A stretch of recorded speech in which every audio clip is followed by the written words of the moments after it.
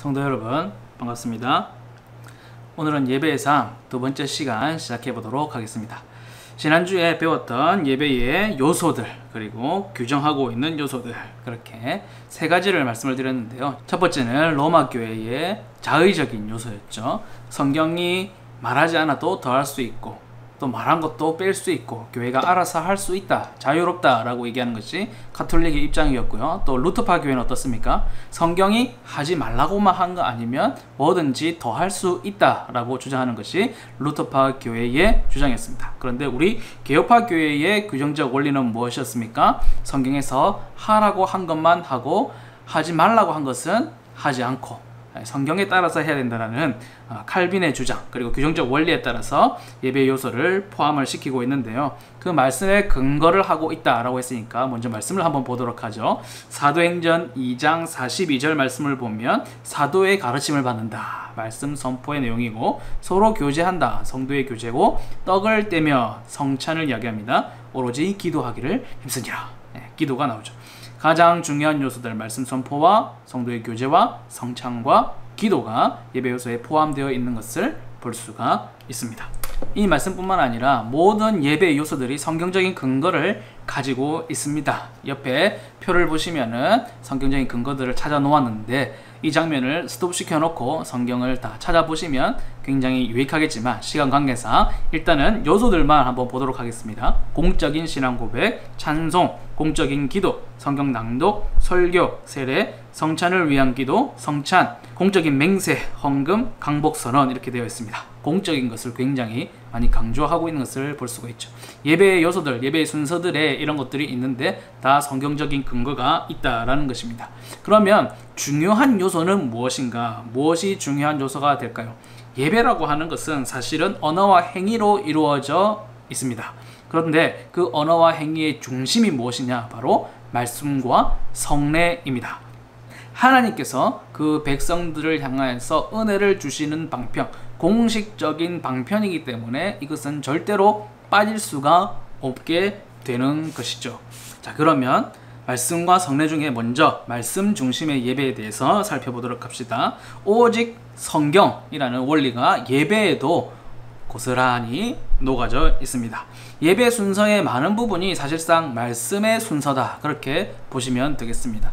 심지어 우리의 입술로 드려지는 그런 찬송도 시편 찬송을 드리기 때문에 말씀에 순종하는 찬송이고 또 말씀으로 드려지는 찬송이 되는 것이죠. 예배를 우리가 드리면서 그 말씀을 단순히 우리가 사용하고 활용하는 것이 아니라 예배 전체를 말씀이 지배하고 있다라고 보시면 되겠습니다. 모든 순서들이 말씀의 근거가 있고 말씀의 명령을 따라 하는 것이기 때문에 어떤 순서라고 할지라도 이 말씀의 근거에서 빠지진 않습니다. 그래서 우리가 말씀을 활용하는 것이 아니라 말씀이 예배를 지배하고 있다 이렇게 우리가 고백하는 것이죠. 중세 개혁을 통해서 이 말씀 중심의 예배를 특별히 강조를 해왔습니다. 중세 예배의 모든 순서가 라틴어로 진행되었던 것을 생각해보면 훨씬 더 그러하죠. 라틴어는 그 당시 평상시에 사람들이 사용하는 언어가 아니었습니다. 사제들이나 신학자들만 사용하는 그런 언어였는데 그것을 예배에 활용을 하다 보니까 사람들은 어떻게 되겠습니까? 예배에 와도 무슨 말을 하는지 무슨 뜻인지 아무것도 알지 못하고 그저 구경하다가 돌아가게 되는 것이죠. 그래서 오미나 정책을 폈다라고 보시면 됩니다. 아무것도 몰라도 된다. 너희 천박하고 죄인인 평민들은 아무것도 몰라도 된다. 그냥 와가지고 예배에 참여하고 구경하고 돌아가면 된다. 그것이 너희에게 은혜다. 이렇게 했던 것이죠. 사실은 우리 민족에게도 이런 일들이 있었지 않습니까? 한글이 만들어지기 전까지만 해도 평민들에게는 글을 배우는 것이 허락되지 않았고 또 한글도 평민들이 배우기 시작하면서 천박한 언어다라는 그런 공격을 받기도 했던 것을 생각해보면 우리나라도 옛날에는 평민들을 너희는 몰라도 된다. 글을 알아서는 안 된다. 알 수도 없다라는 그런 우민화 정책을 폈죠. 우리가 아는 대로 너희에게 시키는 대로 너희는 하면 된다라는 우민화 정책을 폈었는데 그것이 예배 속에서 일어나고 있는 그런 시대가 있었다라는 것입니다. 자, 예배의 중요 요소가 말씀과 또 성례라고 하였는데 이번에는 성찬 중심의 예배를 보도록 하죠. 성례라고 하는 것이 바로 세례와 성찬을 합친 말입니다. 세례, 성찬을 두 가지를 다 거룩한 예식, 성례라고 부르게 되는데요. 중세는 이 성찬만을 굉장히 중요시했습니다. 왜냐하면 겉으로 눈에 보이는 것이 굉장히 강렬했기 때문이죠. 그 형식만을 중요하게 생각하게 됩니다. 그래서 종교개혁자들은 이 말씀과 성찬을 원래의 위치로 모두 회복하는 데에 중점을 두었습니다. 말씀만 강조하는 것도 아니고 성찬만 강조하는 것도 아니고 두 가지 모두가 균형 있게 중요한 위치를 예배 가운데 차지하고 있어야 된다는 것이죠. 칼빈은 그래서 매주 성찬을 시행할 것을 주장을 했습니다. 매주 예배 가운데 성찬은 굉장히 중요한 예식이기 때문에 들어가 있어야 된다라고 얘기를 했지만 사실 칼빈도 그것을 실천하지는 못했습니다. 많은 반대에 아마 부딪혔을 것 같은데 칼빈은 한 달에 한 번 그렇게 시행했다고 기록이 나와 있습니다. 설교는 눈에 보이지 않는 말씀이라고 한다면 성찬은 눈에 보이는 말씀이다. 그렇게 할 수 있습니다. 설교는 귀로 듣는 말씀이고 성찬은 눈으로 보는 말씀이다. 아니 성찬은 마시고 먹는 것인데 입이 아니고 왜 눈으로 보는 말씀이 되는가? 그것은 다음 시간부터 계속 살펴보면 그 의미를 아마 아시게 될 것입니다. 그 다음에 예배의 각 순서에 의미가 있다라는 것입니다. 고린도 교회는 사실 예배 형식이 잘 갖추어지지 않았습니다. 초대 교회 때 예배가 이제 시작되는 그때다 보니까 순서나 그런 절차에 대한 질서가 없는 혼란을 겪고 있는 상황이었는데 그에 대해서 사도 바울은 예배에 대해서 질서를 강조했습니다. 고린도전서 14장 40절을 보면 모든 것을 품위 있게 하고 질서 있게 하라 그렇게 말씀을 했습니다. 그 당시에는 질서가 좀 없었던 것 같습니다. 누구는 나는 지금 찬송하고 싶다고 해서 찬송을 하고 누구는 나는 기도하고 싶다고 해서 기도하고 누구는 말씀 듣고 싶다고 해서 말씀을 듣고 성경을 읽고 그렇게 하고 있는 좀 혼란스러운 분위기가 있었던 것이죠. 예배 의식과 순서에 대해서 일정한 질서를 가져야 되겠다. 그래서 이것을 예전이라고 부릅니다. 무엇을 근거로 예배 순서, 이 예전을 정하게 됩니까? 대화의 원리를 생각해 보시면 됩니다. 예배가 하나의 흐름을 가지고 있다는 것이죠. 하나님과 그 백성의 대화라고 생각한다면 대화에도 시작과 끝이 있고 그 내용이 쭉 이렇게 부드럽게 이어져야 되지 않습니까? 예배에서도 당연히 하나님께서 임재하시고 우리가 그 앞에 나아가서 먼저 하는 것이 무엇이죠? 찬송과 회개, 그리고 하나님께서 용서하시고 그들에게 말씀을 베푸시고 이런 순서들이 쭉 이제 흐름이 흐르게 됩니다. 순서의 내용들뿐만이 아니라 이 순서가 어떻게 정해지는지 그 구조에서도 복음이 드러나야 된다라는 것이죠. 예배 순서의 가장 모범적인 구성을 생각해 보면 사실은 같은 교파끼리는 좀 일치된 예전을 가지고 있습니다. 감리교는 감리교, 장로교는 장로교, 뭐 또 가톨릭은 가톨릭의 어떤 일치된 그들만의 일치된 예전들을 가지고 있는데요. 과거 로마 가톨릭의 예를 들어보면 공동 기도서가 있었습니다. 매주 내려왔어요. 그래서 이 공동 기도서 그대로 읽었어야 했습니다. 그래서 따로 설교를 준비할 필요도 없고 기도를 준비할 필요도 없고 그냥 내려오는 대로 쭉 읽으면 예배가 끝났습니다. 그래서 이거는 뭐 교회의 어떤 통일성을 가지는 데는 좋았을지 모르지만 개체 교회의 어떤 필요성이나 또 문화나 모든 것을 깡그리채 무시하는 결과를 가져오게 됐습니다. 그에 대한 반발로 예배 모범이라는 전통이 이제 세워지게 되는 것이죠. 예배 모범은 공동기도문처럼 무조건 그대로 토시 하나 틀리지 않고 읽고 끝내야 되는 그런 강제적인 것이 아니라 성경적인 모델을 제시하고 있습니다. 우리 고생교단에는 헌법에 보면 예배 지침이라고 이야기가 되어 있는데 사실은 장로교 전통을 따라서 예배 모범이라는 용어를 사용하는 것이 조금 더 좋을 것 같습니다. 그 예배 모범은 규정적 원리를 획일적으로 적용시키는 것에 반대합니다. 양심에 얽매이는 그런 예식을 강조하지 않는다는 것이죠. 통일성을 강조하되 자율성을 허락을 해줬습니다. 중요한 요소들, 빠지면 안 되는 요소들, 성경이 하라고 하신 것들을 반드시 해야 될 것을 정해주고 그 다음에는 그 외에는 교회에서 각자 교회에서 처지에 맞는 대로 지혜롭게 행할 것을 자유를 열어주었죠. 자, 그림을 보시면 칼빈이 자신이 제시한 말씀의 예정, 가장 모범적인 예배의 순서가 어떤 것일까 자기가 한번 정리를 해본 건데요. 첫 번째로는 기원, 영광송, 죄의 고백, 사죄의 선언, 시편 찬송, 거룩송, 성경 낭독, 설교, 가난한 자들을 위한 구제헌금, 중보기도, 주님께서 가르치신 기도, 사도신경, 시편찬송, 아론적, 축복기도 이런 순서들을 먼저 모범적으로 제시를 한 적도 있었습니다. 그 다음 시대가 흘러가면서 어떻게 예배의 예전들이 정립되어 왔는지를 한번 간단하게 살펴보도록 하죠. 신약교회의 예배 모습입니다. AD 70년 성전이 파괴되고 나서 성전에 모이는 것이 불가능하게 되었을 때에 나타난 것이 바로 가정교회죠. 우리가 가정교회라고 얘기했을 때는 가장 모범적인 것을 초대교회의 모습을 떠올리고는 합니다. 한 주간의 마지막인 토요일에 이렇게 안식일을 보냈던 것이 아니라 그리스도의 부활을 기념하는 한 주간의 첫날 주일, 지금 우리가 지키는 일요일 주일을 예배의 시간으로 정립하게 되는 변화가 바로 이때 일어나게 됩니다. 주님의 만찬 중심의 예배였습니다. 그때 당시에는 각 가정에서 몇 안 되는 사람들이 모여서 함께 예배를 드리고 또 핍박을 많이 당하던 시대였기 때문에 조용하게 예배를 진행했고 또 뭐 율법이라든지 성경이라든지 이것이 크게 보급되지 않았기 때문에 주님의 만찬 중심으로 예배를 드리게 됩니다. 그 다음 교부 시대의 얘기입니다. 교부 시대라고 하는 것은 속사도라고도 부르는데요, 예수님의 제자들의 제자입니다. 예수님의 제자들은 사도라고 부르고 사도들의 밑에 속사도, 그리고 교부라고도 부르는데 무슨 말이냐면 교회의 아버지라고 부르게 됩니다. 왜냐하면 이 사람들이 이제 교회의 질서를 정립하는 데 굉장히 큰 역할들을 했기 때문이죠. 이 2세기 때 예배의 중요 순서로는 성경 낭독과 본문 해석, 기도와 성찬이 중심이 되게 됩니다. 드디어 이때에 이제 성경 낭독 그리고 본문 해석을 굉장히 중요한 예배의 순서로 정립이 되게 되죠. 3에서 4세기 시대의 예배는 세례자를 위한 교육 차원에서 예배 순서에 신조 낭독을 추가했습니다. 사도신경을 낭독하고 니케아 신경 같은 것을 낭독하는 그런 시간들을 추가를 하게 되고요. 가정교회에서 점점 예배당 건물로 이제 모이게 되는 그런 변화가 일어나게 됩니다. 최초의 교회 건물은 256년에서야 나타나게 됩니다.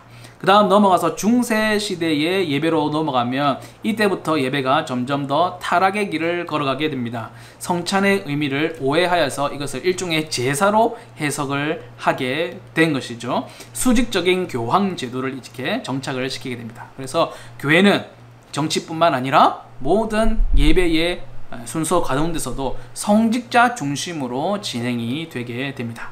그리고 그들은 아직도 미사라고 부르죠. 예배가 아닌 미사, 십자가 사건을 재현하는 것으로 생각을 합니다. 그래서 이 예배가 아닌 제사로서 드리기 때문에 미사라고 부르고 있습니다.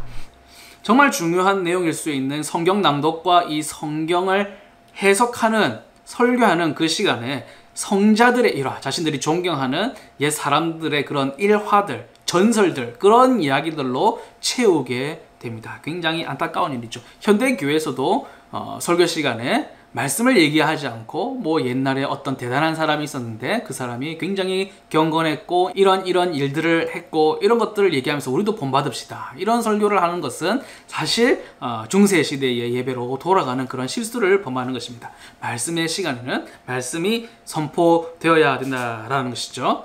회중이 일상적으로 사용하지 않는 라틴어로 예배를 드렸다, 미리 말씀을 드렸었는데 그것은 회중들을 구경꾼으로 전락시키는 그런 결과를 가져오게 되었습니다. 예배 음악이 사실은 그들만의 세계가 되고 맙니다. 왜냐하면 그때 당시만 해도 굉장히 음악이 발전을 거듭하는 그런 시대였는데 교회 음악이 그것을 주도하고 있었습니다. 그래서 교회 음악도 수준이 너무 높아지다 보니까 회중들이 따라 부를 수도 없고, 그때에는 사실 일반 평민들에게는 찬송을 부르지 못하게 했습니다. 너희의 입술은 죄인의 입술이고 천박한 입술이기 때문에 너희가 불러서는 안 된다. 특정된 선택받은 성가대만이 찬송을 연습하고 부를 수 있는 그런 시대였습니다. 회중의 참여를 완전히 이제 예배 가운데서 배제를 하게 된 것이죠. 그리고 신자들에게는 성찬 때에 잔을 주지 않았습니다. 빵만 줬습니다. 왜 그랬을까요? 평민들은 실수가 많고 어리석고 죄인이기 때문에 잔을 쏟을 수 있다는 것입니다. 쏟으면 예수님의 피인데 그것을 쏟으면 어떻게 회복할 방법이 없고 빵은 떨어져도 어떻게 돼요? 먹을 수 있으니까 그래서 빵만 주게 된 것이죠. 나중에는 이런 것에 대한 반발이 있을 수 있지 않겠습니까? 그래서 무슨 주장을 하냐면 이 빵이 예수님의 살인데 살 안에는 뭐가 있다? 피도 들어있다. 그렇게 설명을 하면서 잔을 주지 않고 잔은 이제 사제들끼리만 나누고 그것을 구경하게 만들고 그런 중세시대 예배의 모습이 있었다라는 것입니다. 그래서 이제 종교개혁이 일어나게 되죠. 루터가 방방문을 게재하면서 종교개혁이 일어났는데 미사의 수많은 거칠어적인 요소들을 과감히 제거하는 데 중점을 두었습니다. 루터가 예배를 개혁하면서 중점적으로 생각한 것은 다음과 같습니다. 하나님의 말씀이 설교되어야 된다. 예배는 제사가 아니다. 예배는 회중이 구경하는 시간이 아니다. 예배는 자국어로 이루어져야 된다. 중세시대의 폐단들에 대해서 이렇게 반박을 하게 되는 것이죠. 믿음은 들음에서 나온다라는 말씀을 깊이 받아들였던 것 같습니다. 믿음은 들음에서 나는데 듣는다는 것이 무엇입니까? 설교죠. 설교가 들려야 된다. 그러면 무슨 말입니까? 자국어로, 모국어로 설교가 되어야 되고 말씀이 선포되어야 된다라는 것이죠. 뿐만 아니라 종교개혁, 칼빈 또 빼놓을 수가 없는데 말씀과 성찬 이 두 가지 모두가 중요하다고 강조를 했습니다. 그리고 또 교회가 세속정부로부터 독립을 해야 된다라고 주장을 했습니다. 종교 분리를 주장을 한 것이죠. 그때 당시만 해도 어떤 왕이 세워지냐에 따라 종교가 많이 흔들리게 됐습니다. 카톨릭 신자인 왕이 세워지면 개신교를 박해하고 또 개신교 왕이 세워지면 로마 카톨릭이 굉장히 힘들어지고 굉장히 이제 정치와 종교가 하나 되어 있던 그런 시대였어요. 만약 교회 안에서 누군가 잘못을 하거나 죄를 짓거나 하면 교회 안에서 치리가 행해지는 것이 아니라 세속 정부가 나서서 그들의 법으로 치리를 하고 처벌을 하고 그랬던 시대이기 때문에 칼빈은 교회가 자율적으로 독립적으로 거기에 대한 권증을 할 수가 있어야 된다라고 주장을 했습니다. 또 분기별로 시행되던 성찬을 적어도 매월에 한 번씩은 해야 된다. 사실 주장은 매주 하는 것을 주장을 했었는데 사실상 힘들었기 때문에 매월 적어도 한 번씩은 시행할 것을 주장을 했고요. 혼인예식 뿐만 아니라 많은 의식들을 로마 교회의 방식에서 온전히 벗어내야 된다라고 주장을 했고요. 초대교회와 같이 어린아이들을 위해서 교리문답을 만들어 가르쳐야 된다. 그렇게 주장을 했습니다. 그리고 찬송도 그냥 우리의 감정이나 이런 것을 노래하는 것이 아니라 시편 말씀을 찬송을 불러야 된다. 그렇게 주장을 했습니다. 종교개혁에서 또 가장 중요한 부분을 차지하는 것이 바로 이 예배의 개혁인데요.